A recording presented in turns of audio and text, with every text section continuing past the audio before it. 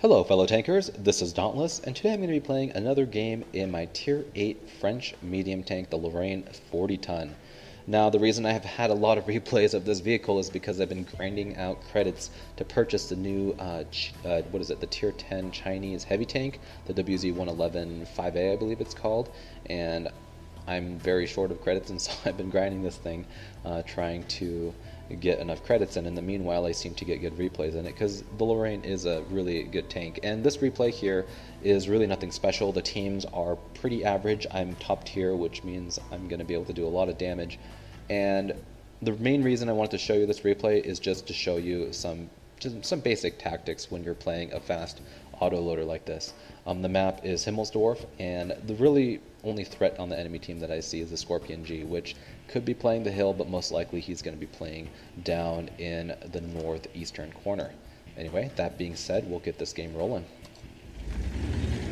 So in a quick tank like the Lorraine that has that burst capacity, you want to take the hill on Himmelsdorf because playing tank alley, or I guess you could theoretically play the tracks, but with the lack of view range and everything else, you're going to want to be able to brawl a little bit more effectively. Yes, you don't have any armor, but everything on the hill that you encounter, for the most part, is going to have about the same armor as you, and with that you'll be able to trade 4 shots for one of theirs, which is a very good trade if you ask me.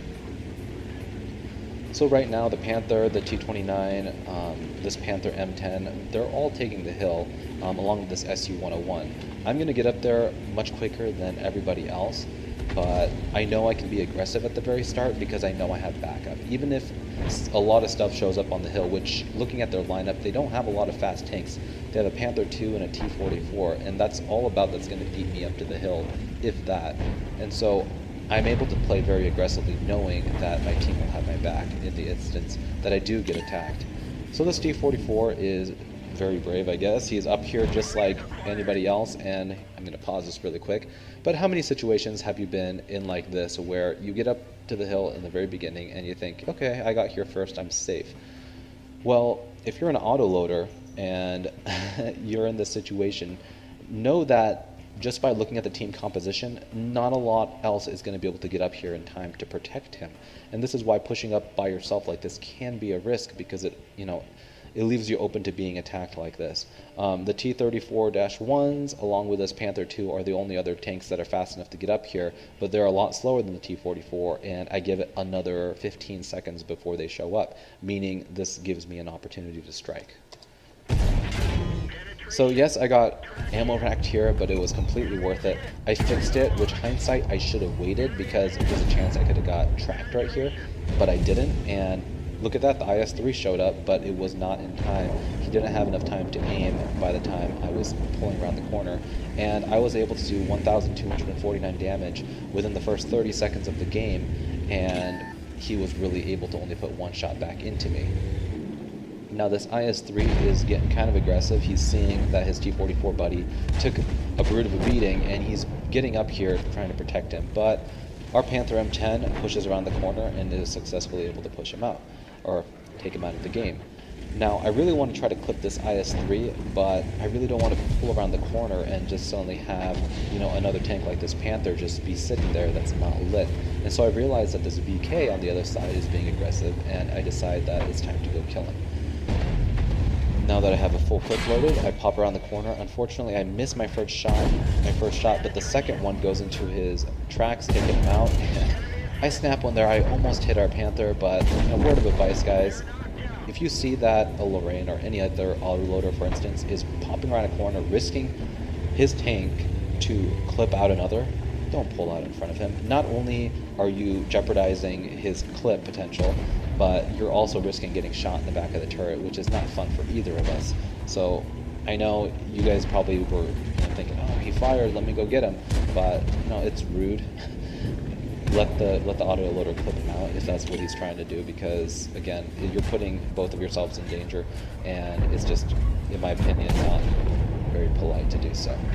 So I wasted a shot there in the IS-3. It wasn't the best idea. I thought I was kind of getting greedy. I thought maybe I could get the kill, but this T-34-1 is in the open, and I'm able to finish him off. Now I could sit here and snipe like a lot of people like to do, but I realize that action needs to be taken because we are completely rolling them.